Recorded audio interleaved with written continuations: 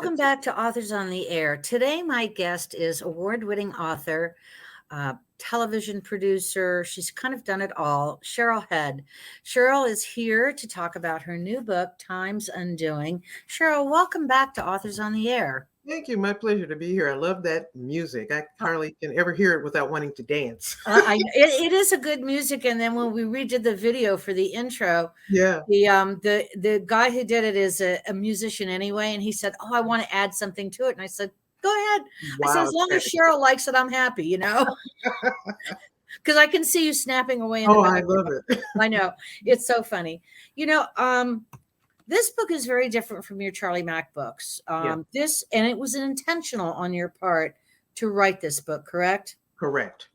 So I want to read from before your prologue. You have two sentences in there, one by the great James Baldwin, that is very relevant because I've been listening to a podcast of the true story of Birmingham. So this is the quote: "White people are endlessly demanding to be reassured that Birmingham is really on Mars." And he was absolutely right. Then he's absolutely right now. The other one is, "Our memory is longer than our lifespan." And that was Professor Christy Dotson, University of Michigan. Yes. Why did you choose those two quotes? I found them as I was writing the book, and they just landed with me. Both of them landed with me. Obviously, the James Baldwin quote, really speaks to Birmingham's prominence in the civil rights era, and was because of the misdeeds that they were involved in. Sure. And so, I think that really resonates with folks who remember 1963 Birmingham and before. The second quote about memory is one that I was grappling with because I've been walking around with the story for decades, and the memories of my mother and grandmother are really what drives this story. And so I'm thinking that memory really lasts longer than generations, kind of resides in our bones, never leaves us really. We can always I think you're right. We can really call on those when we want. It's in our DNA, isn't it? Yeah, I think so. Yeah. And our memory plays a big part in how we live our life going forward. Correct? Yes, I agree. So you are a witness, maybe a generation back, or ahead, to what happened in Birmingham and what continues to happen today. What is in your memory? I've been to Birmingham many times as an adult to visit. What's in my memory is a really profound, visceral reaction to 63. I sort of remember my mom's reaction to it. And, when you're a child and your mom's upset, you're upset too. So I remember that vividly. I think we all remember, though, CBS did such a great job of capturing the archives of those times. And so those pictures of the hoses being turned on Black people, the dogs, the vicious dogs. Oh, yeah. To bite folks. Those stick with me. I can see them right now as we're talking about them. So that's your memory then. How has it changed your vision and your memory of more current generation, more current time? Because in some ways, not a lot of things have changed while a lot of things have changed. Well, that's exactly it. That's the dichotomy. Yeah, it's a crazy thing because I remember those times. I mean, I was 9 years old then. Yeah. 9 years old. And I really didn't understand what was going on. No. And I know my parents were horrified. Right. And it was glossed over, though, when I went into school because I was in a parochial school. Yeah. And never heard about that. And honestly, not even through then junior high, what was called junior high school and high school. Right. It wasn't until much later as an adult that when I began reading and listening to other people speak and listening to their truths that I recognized what the horror is. So what has changed and what hasn't? Mm-hmm. And how does that affect you writing Time's Undoing? Mm-hmm. What I believe has changed is that Birmingham is trying to address and redress some of the legacy it has in this involvement in racial injustice. In 2017, the then black chief of police apologized for the historical racial injustice of his police force. That's a good start. Before that, for those periods after Reconstruction, through Jim Crow, and right through the 60s and the Civil Rights era, they were stuck in their hatred of Black people, and it showed in all their actions. That's not that long ago, you know? No, it isn't. And I think you're being generous when you say through the 60s. Yeah. I think it carried on a lot longer than that. Yeah. And it seems like, we were going somewhere, and now does it seem like there's a turn back again? I think there's a turn back in the whole country around hate groups and the infiltration of some of these hate groups within law enforcement, unfortunately. Yeah. They're showing that the folks that are being tried in the January 6th insurrection here in DC, a lot of them had military backgrounds and law enforcement backgrounds. Law enforcement. Yeah. And also I was reading that that a lot of police have gangs within the police force. And so it's kind of a scary thing, Cheryl, when you think about it. And here you are documenting a quasi real story. Yeah. I mean, this is based on your memories and of things that happened. What do you remember in actuality that you turned into your story? Well, what I have are these snippets of memories and conversations and small facts that I got from both my mother and grandmother. And I've put every one of those items in this book. You know, sometimes it's just my mother saying, I remember Daddy used to throw me up in the air and catch me, and I just giggled when I did that. I put that in the book. So everything she can remember is in that book. She's 95, still alive. I consulted with her throughout the process of writing this book. And so the things I don't remember, because my mom was just 2 years old when her father was killed, I imagine. But I do that through the process of doing a lot of research about 1929 in the United States and in Birmingham, and then really letting myself write organically to see if I could capture what I felt about that period based on the feelings and stories that my grandmother and mother had passed on to me. It was a daunting task to do that, but that part of the writing was even easier than the contemporary sections for me, turns out. It's interesting. What does your mom think about the book? Did you tell her you wrote it? Yeah, I not only told her I wrote it, but I would call her and read passages to her. And she would have two reactions, Pam. She would either say, where did you get that? I said, I imagined it, Mom. She says, oh, that's very good. I like it. Or she would say, oh, it didn't happen that way. So it was one or two of those reactions. Well, that's good. I mean, I guess, that informs your writing. Mom informs your writing as well. That's exactly right. And I would say to her, well, it's crime fiction, Mom. It's fiction. So there are going to be parts that probably didn't happen that way. Even now, I sat with her just last week, 10 days ago, and we listened to the audiobook together. And it was really heartfelt.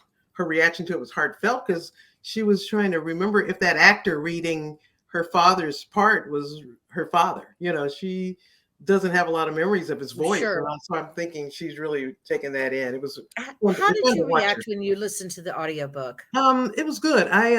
They have two voiceover artists, one for the dad's voice, the grandfather's voice, and one for the contemporary protagonist voice, Megan. And I think they both did a good job. And of course, I don't mean that. I'm sure they did. Okay. I want to know how it personally affected you. How it personally affected me? To hear your story being read out loud like that. Yeah. Because, it's different, and you know this. Yeah. And we've talked about these things before. Yeah. Reading and listening are two completely different things. Yeah. They are affecting different parts of your brain and, stimulating you. Yeah. So when you first heard your audio book being read to you, or when you listened to it, what was your initial reaction? Well, honestly, my reaction was, it's good. and when I did it, it was good too, because I read it out loud to my mom. So I was hearing it out loud, and I was thinking maybe I could have done some of it. I don't know, but I like the way they did it. So I'm glad. Yeah, so the reading part of it has always been part of my process of writing, just so I could share it with my mother. It's interesting. I think that's the best writers do that. They read what they write, because Yeah, those who are English majors are always writing sentences that are grammatically correct. And, correct. and in truth, that's not the way we talk. True. And it's not the way we hear, Yes, and so it always affects the rhythm. You go like, oh, that word might be right, but it doesn't sound right in the sentence. right. So I always change things after I've read it aloud. It's really How helpful. many how many book stops have you done so far? So far four, headed off to Houston this week, and I'm hoping to also be in Detroit, and then I need to be in Birmingham to talk about this book. I think you do. Yeah, I think Tell me what the reaction from your audience has been. very respectful. Lots of questions about my mom, and asking how she's doing and how she reacted to the book. I think folks get the notion that this is a continuum. These law enforcement excessive force cases are not brand new. They're getting that message from the book, that they're historical. I think they also, and I'm hoping people will get this, that I feel optimistic about us being able to make some changes that are positive in community policing. Sure. Um, because I'm hopeful that with conversation we can do better around all our race issues of this country, which I Yeah. think are important, And are becoming inflamed. and Uh, without becoming inflamed. Right. yes, I mean, yes, yeah, I agree. we're divisive enough as it is. Yeah, Yeah, it feels like a divide and conquer mentality sometimes. it's frightening, but I think Yeah. community together, good people of goodwill and allies, we can do it together. Yeah, I'm of the opinion that the most that you should be affected by first are your locally, Right. and then no matter what's happening at a federal level or even at the Right. state level, Yeah, if you can work locally and build up, it's like planting a seed that's and right. watching the tree grow. So That's right. It starts with those conversations with our neighbors, I think it does. I think Yeah. it does. You said it took you a long time to write this book. Yeah. Well, Why is that? it took most of 2020. I started in March. I think I maybe had a first draft by the end of the year. That's not a super long time, but I wanted to do the research and do honor to the 1929 story. So I wanted to make sure I had captured the essence of that culture of the and Black community in Birmingham. So I was going through, as the protagonist does in the books, I was going through newspapers and reading personal ads and everything that would give me a sense of the flavor of the Yes. community. The church ads and the one ads, and I was looking at the grocery store costs and all that stuff. I wanted to see it was a bustling life for Black folks in their neighborhoods, even at the same time where there was severe and draconian laws that prescribed how Black people could live. There Right. was still robustness in the life away from that danger. Although I think people walked around every day with stress, never knowing if that was going to be their last day. I would imagine so. Yeah. What surprised you in your research? I came across an article in the St. Petersburg Times, June 1929 edition, that had an account of my father's murder. We'd never had that before. Really? I really found it. It was like magic, Pam. I had put in the keywords, his name, Robert Harrington, and had gotten, 7,000 pages of things. And I was systematically going through it every day, a little bit at a time, because it's grueling. And one day I'm at the dining room table writing that day, and up pops this page, and I'm going through the page, and I look at it, and it says, "Local Negro killed by Birmingham, Alabama police." That was the headline. And then a 1 inch by 1 inch articles gave his name, his address, and said he had resisted arrest and was killed by a police officer. I'm sure you were stunned when you saw it. I sat there for half an hour, just not moving, just and sobbing and sobbing. And I it would was, imagine. yeah, I would and imagine. because of that, I was able, because I had a date of his death, because we really didn't know the exact date.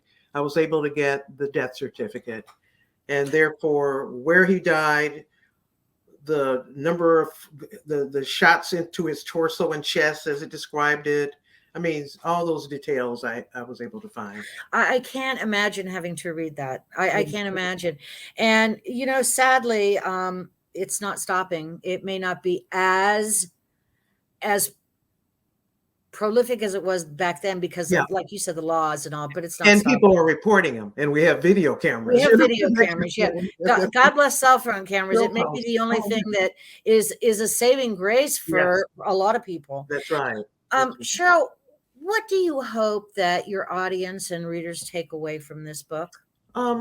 A couple of things. I hope they really look at what Black Lives Matter has done. I mean, they've moved away from our consciousness a little bit in America, but they really laid the seeds for us understanding that police excessive force is not a contemporary phenomenon.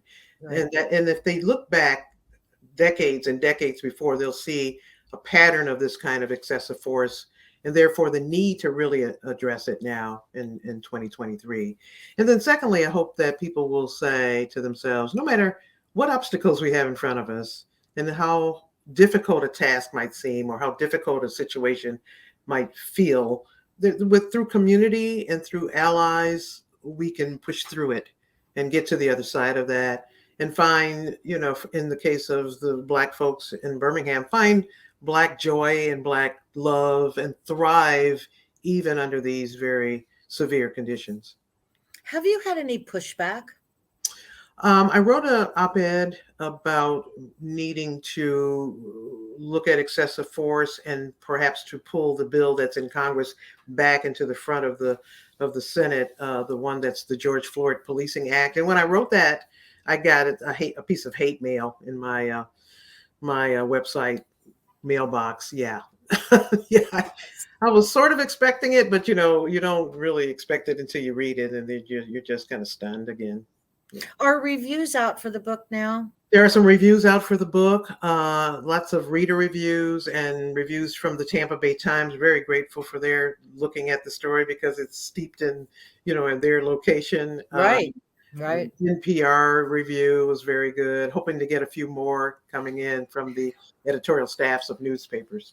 Do you read your reader reviews? I do. I know I'm not supposed to. Well, no. I mean, listen, it's how thick your skin is, and as a writer, you know that you're gonna have a wide variety of things going Absolutely. on. That's so serious. How do you react when you see a negative review? Sometimes I like walk around and it takes me half a day to shake it off. I'll go like, what do they mean? And I literally walk. Sure.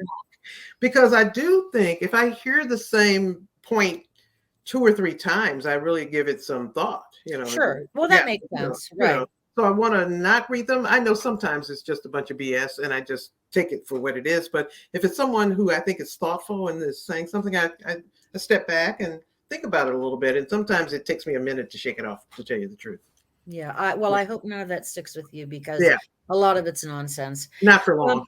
Cheryl, your book is so well written. It feels like a history lesson to me. Oh. And for that, I'm grateful because, I was a kid who grew up in a white bread community, a lower middle class white bread community. And I'll be honest with you, I didn't have any Black friends where I grew up, but but we did have a lot of religious differences on our street. And I didn't know any better.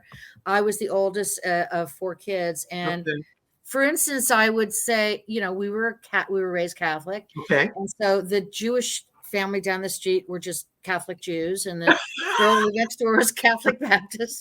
I didn't know any better because my parents never differentiated. That's right. And so when I transitioned into high school, and I grew up in Hialeah, Florida, where there was a huge influx of the Cuban population coming in. So it just seemed natural to me. So I'm sorry that I don't understand why people are so hateful, but I hope that by what you're doing and talking about this and bringing it into contemporary times, you're starting a dialogue, and I applaud you for that. Thank you very much. I really want young people to pick up this book, and that's why my protagonist Megan is just 28. I want people to see it through her eyes and kind of spark the energy and the passion of those young people who have been on the front lines of some of our protesting. I admire them. Have you noticed in your audience that there are young people, or yes? I'm always happy. I've had a pretty good range of ages in my audiences so far, and I hope to keep that going. And I really want to be in libraries, and I accept any invitations to come to schools. Absolutely. I don't blame you. Let us know where we can find you on the web and social media. Yes, I'm on Twitter at CHEADDC. I'm on Instagram under my name, Cheryl Head. Instagram is C Head Writes, and Facebook, Cheryl Head. So it's easy to find me. I know you're a big Twitter girl because the other day you posted Twitter's down. I know, it was weird. I thought maybe finally crashed for good. I pay no attention to it. The only thing I do is I limit my scope for books and writers. Good so for you. Yeah, I don't want to get into the fray, and which is another reason why I don't have a television in my house. So. Oh my goodness, Pam! That's why you're such a great reader. Oh, thank you. Cheryl Head, where are you heading next? I'm heading to Houston to a beautiful indie bookstore, African-owned bookstore called Kindred Stories, and I'm really looking forward to being there and interacting with readers. And is your tour listed on your website? It is at CherylHead.com. Very good. Yeah. Thank you, Cheryl, for being with me. Pam. I want to just get a disclaimer out there that, well, first of all, Cheryl and I are friends, but also tune in one day because Cheryl is also one of the guest hosts on Authors on the Air, and she's just an exceptional interviewer, and I'm so delighted she's part of our network. Thank you for being here, Cheryl, and I wish you luck and have fun on your tour. Yeah, love you. Thank you. I love you too, baby. Hold on.